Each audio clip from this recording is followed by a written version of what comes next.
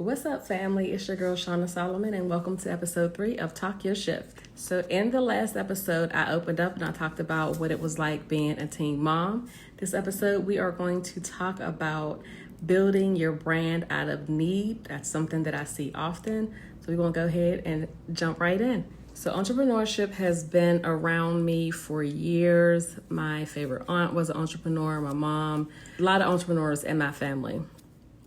I had to go into that space once I moved out of town and got laid off. So this is one of those times that was like kind of like a survival. I jumped in, did what I needed to do. So it was building out of that need, not because I really was ready to start a business. I know some people can relate. So I got laid off, and there honestly wasn't much for me to jump in and do. I wasn't sure what I wanted to do again. It wasn't anything that was planned, but I knew that I had to do something to take care of me and my babies. Didn't have a blueprint. Kind of had an idea of what it was that I wanted to do. Knew that I was into hair, was into fashion, but everything was happening so fast. It was like, I need to make some money like now. I remember saying that I needed to sell something that was going to sell fast. And initially that is, something that I wasn't ready to sell or wasn't going to sell. And I said, well, let's do the next best thing, which was lingerie. So in about 2 weeks, I learned how to create the audience, how to build a website, how to order through drop shipping. I came up with that name. I found out how to register the business. I knew what information I needed in order to order through drop shipping. It was a lot, but I made it do what it do. And honestly, I wasn't even sure where I was going to take it. I just needed some money. Even though I had the vision and I knew what it was that I wanted to do, there wasn't a plan. I didn't have anything like, this is what I'm going to, this is solidified. This is what my end goal was going to be. I wasn't thinking about price and the profit. I wasn't thinking about any of that. I was thinking about how I was going to make money to pay my bills for the next couple months. So when you hear me talking about Exotic Hush and how I built that brand out of need, that's what I'm talking about. There was no strategy behind it. There was nothing. I literally just jumped right on in. And honestly, I think that's why it's so important to me now to help others not go through that phase, because I probably would have done things a lot. I know I would have done things a lot differently than if I knew what I knew now.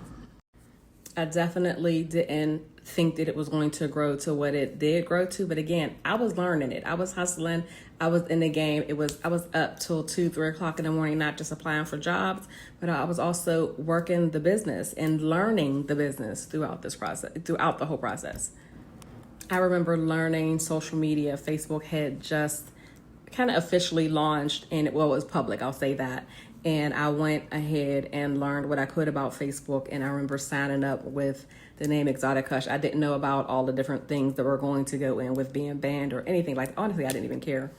But I knew that I had to get out to the masses fast. I didn't know anybody where I was at. And I figured that would be an easy way to do it. And I just start posting. Social media today is nothing the way that it was back then. I added some friends and I was posting pictures, and I knew how I set up a PayPal link. Again, back then, all of the stuff that is available today was not available. So I had to use what was easy and what allowed me to sign up like right away. So at that moment, it was PayPal. It was a lot to even get these orders done. So that's how I ended up getting into the website design. I figured it would be easier for them to go to the website and click there and just go away. And that's how I got into that whole process of learning how to even do website design. Now, I remember when my first order came through, I was so excited. But remember, I was drop shipping. So I didn't have inventory. So I'll do a whole nother segment, or that'll be on one of my business videos as far as drop shipping goes. I got my first order, and I remember thinking, I'm getting ready to get this money. And when I got it, they took, I want to say it was like $5 plus a percentage of the actual price. Y'all, you talking about upset? I knew drop shipping was not going to be for me at that time, at that moment. So not only did I have to pay them for the product, I also had to pay them a fee, and there was like other fees attached to it. So the amount that I ended up with was next to nothing. And then that's when I got into that, oh, it's time for me to figure out and learn these numbers and how I can make this business make me money. And let me tell y'all, Exotic Hush turned into an award-winning boutique. I think we won a total of 3 awards over the time that I had that. That was around 2005.